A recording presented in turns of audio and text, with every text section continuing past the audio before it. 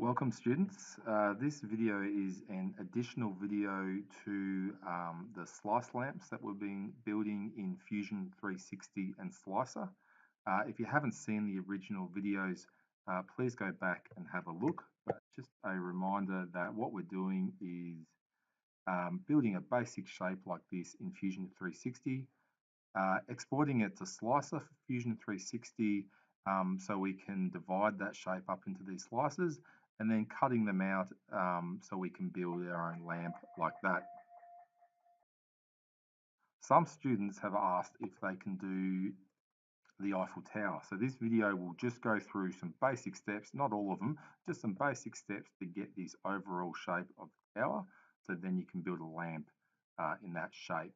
Before you start, you're going to need to know the basic measurements of the Eiffel Tower. So I did a quick internet search and found these dimensions. I can see that it's 325 meters high.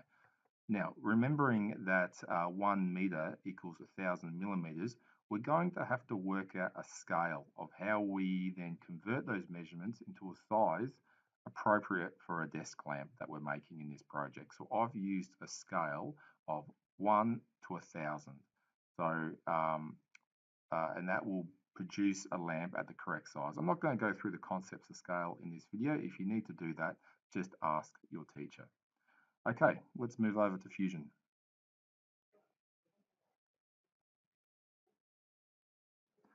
Okay, so here we are in Fusion 360, and this was the basic shape I used to create that slice design of the Eiffel Tower. Now you will see it's missing a lot of the detail. It's a very basic shape, and that's because if we just flick over to Slicer, a lot of the detail is going to be lost anyway when you go to the slices, so we keep it to a bare minimum. So this is what it looks like in Slicer. Over here you can see the A4 sheets of paper that you'll print out, cut out your design in either balsa wood or cardboard, or if you're lucky enough to have a laser cutter, you can cut it out of plywood. Just going back to Fusion, let's step through the steps that I did to get this shape. So if I just press play on that, you can see I built up a series of squares and then lofted that design, so that's a loft feature, and then cut out those features there. So let's just get to the end. So you can see, I'll just hide the construction plans, but you can see there's a series of squares going all the way up. Now today, I'm just going to be concentrating on that loft. I'm not going to be showing you how to do the extrude feature. I'll get you guys to look at the previous videos if you want to see that. So I've started one here, and you can see that I've got these sketches, and if I look at it from a top view, they're all centered, just like if you're looking from a bird's eye view of the Eiffel Tower. They all need to be centered. So I've got 4 squares here, and what I'm missing is just that top section at the very top of the Eiffel Tower. So I need to put in one more offset plane. So these are planes. Imagine these like imaginary bits of invisible pieces of paper that you can use to sketch in your different sections of the Eiffel Tower. We need one more up the top. So I'm going to go construct, offset plane. I'm going to choose the base of the Eiffel Tower, and remembering back to finding the measurements online of the Eiffel Tower, and using my scale, I know I need to have it 300 millimeters from the base to get to that top. Okay, now I've got my work plane. I can use this to create my sketch. So create sketch. And now that I can do that, I can turn off. And on top of all these squares, I'm going to draw the very top of the Eiffel Tower. So it's going to be a rectangle. Now, my previous videos, I've used lots of 2-point rectangles. Because I want to keep it center, I'm going to use a center rectangle, and I'm going to choose that very center spot there, and I can just draw it out. Now, don't worry if you draw too big, because you can always put your measurements in later. Okay, I'm done there. So I'm going to go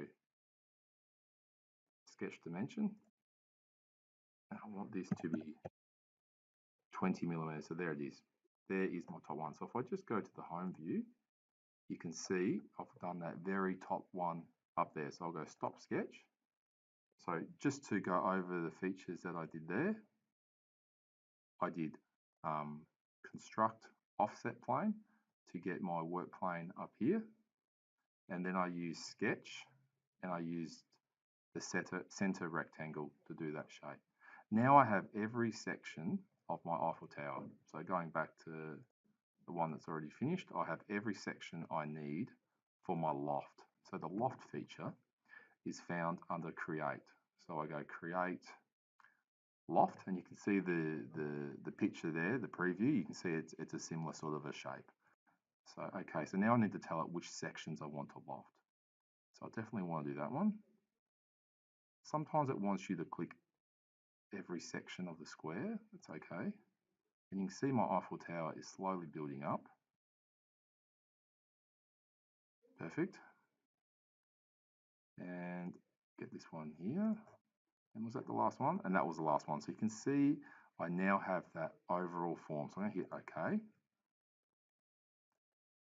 And there we go. We have the overall shape of the Eiffel Tower. Just going back to the one that was already finished. From there, I just use the sketch and extrude feature to draw those features there, and another extrude up there to finish the final shapes. And that's all you need.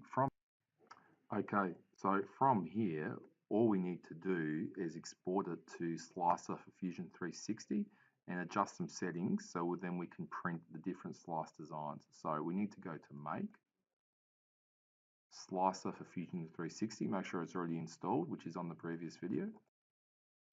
Which design do you want to slice? So yes, definitely we want to slice that one. And this will just take a few seconds to import. And let me just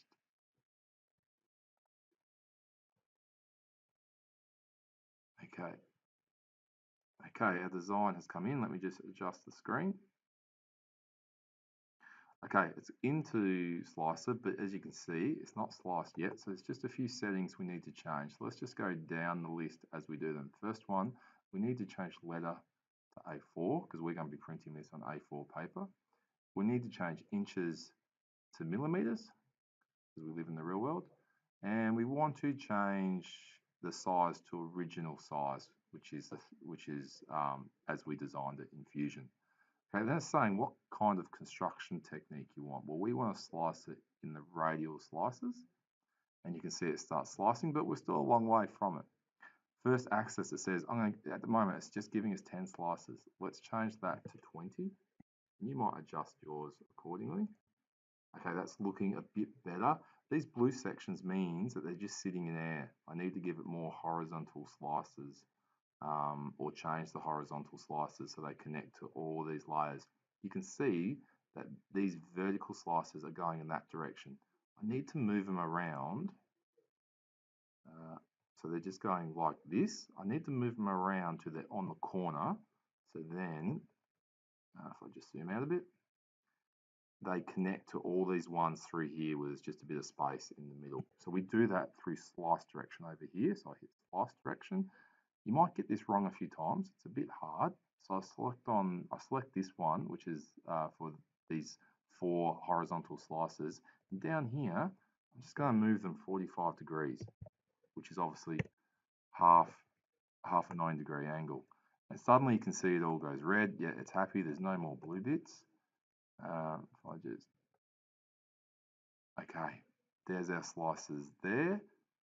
It's going to print to 5 different sheets, which is fine. And I can see that there's 45 parts. So that's how we slice an Eiffel Tower so that we can construct it. From here, you would print that and start your assembly technique from there. So there you go. So just a reminder to use the Loft tool. You're going to have to use the offset plane tool to get the different sketches in order.